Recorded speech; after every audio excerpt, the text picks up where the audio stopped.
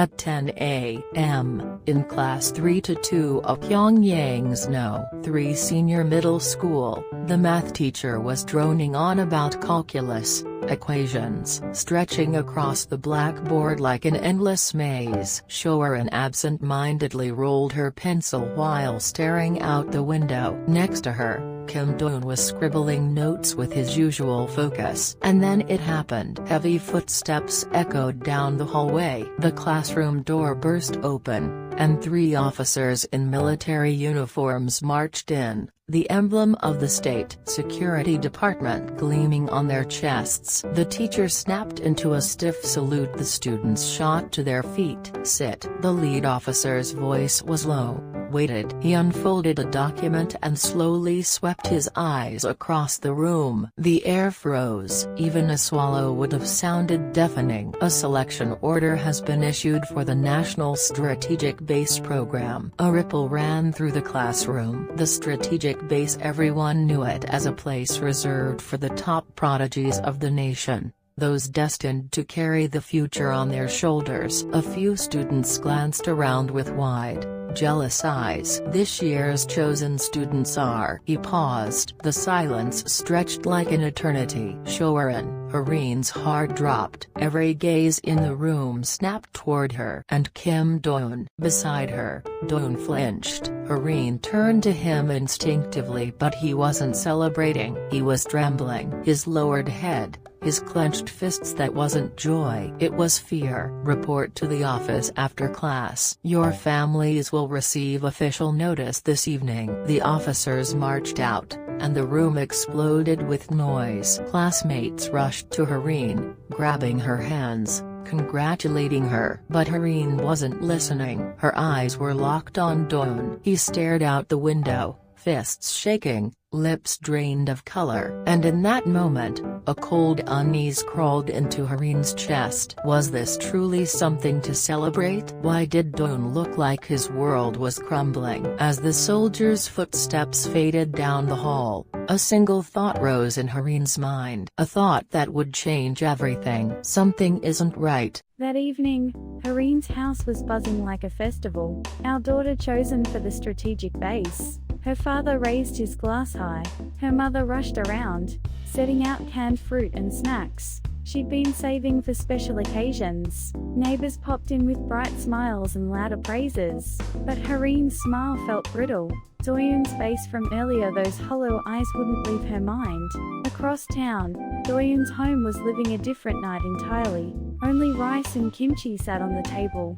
His father stared out the window, cigarette burning between his fingers. His mother's eyes were red and swollen. "Do-eun, do you really want to go?" she whispered. He didn't answer. His brother, Kim Do-hein, selected 3 years ago and never written home. The official explanation was classified duty, but speculation had long since turned to dread. "Eat," his father murmured. "We'll talk tomorrow." But Do-eun couldn't swallow a single bite. Later that night, Harin stared out her window. Across the street, the lights in Do-eun's room were still on. "I'll ask him tomorrow," she thought, but deep inside, she already sensed the truth. This honor wasn't what it seemed. Late in the afternoon, Harin and her mother were quietly preparing dinner. Then an urgent knock rattled the door. Her mother opened it, and there stood Do-eun, bruised, bleeding, barely standing. Harin gasped as he collapsed onto the living room floor. "Do-eun, what happened?" For a long moment, he couldn't speak. He simply trembled, hiding his face in his hands.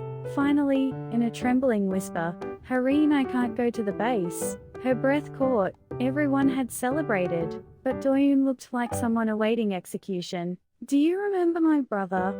Do-hein?" He swallowed hard. "He's there.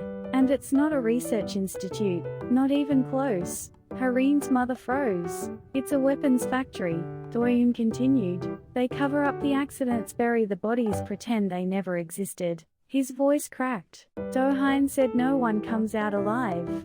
Harin felt the room tilt. Why didn't anyone say something? "Because if we talk, they take our whole family," Do-eun whispered. "When I said I wouldn't go tonight, my father." His bruises explained the rest. "Harin, we're in danger. All of us. A cold truth settled over the room, heavy and suffocating. The next morning, everything looked different. At school, some students still congratulated her, others avoided her eyes. Rumors whispered through hallways, brushing past her like cold fingers. A friend quietly pulled her aside. "You know the kids who go? Most never come back." Her blood ran cold.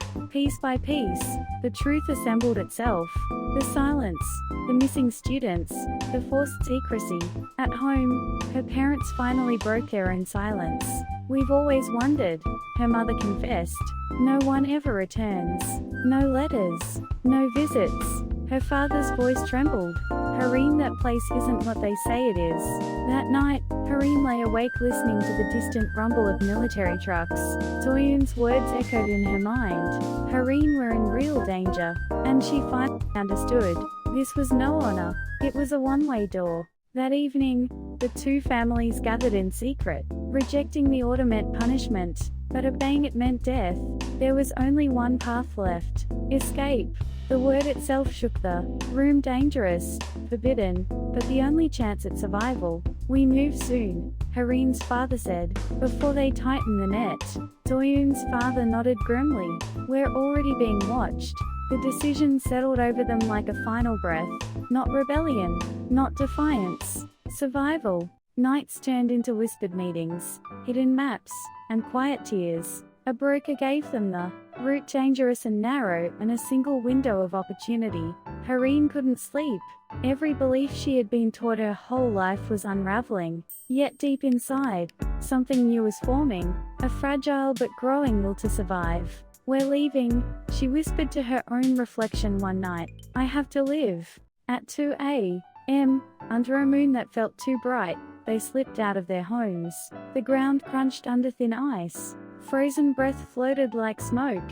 The river ahead was a sheet of silent glass. A patrol's flashlight swept across the darkness, not far enough to catch them, but close enough to choke their breath. They crawled under the last fence, scraping their hands raw, but never stopping. A faint cry broke the silence as they reached the other side, the sound of someone realizing they were still alive. But then, run! They sprinted through the forest as if chased by their own shadows. And when the first hint of dawn touched the sky, a whisper rose among them. "We made it." By morning, their legs trembled with exhaustion, but the air beyond the border felt different. Lighter, freer. At a small border outpost, unfamiliar languages filled the air, but none of that mattered. For the first time, someone said words they had never truly heard before. "You're safe now." Wrapped in warm blankets, sipping hot tea, Hareen stared at the open sky. It was wider than any sky she had ever known. Doyoon sat beside her. "We really made it." "Yes," Hareen whispered, "and from now on we choose our own path." For the first time in her life, she understood what freedom felt like. Not granted, not gifted, not ordered, chosen. And under that foreign sky, that truth settled deep within her, quiet and unshakable.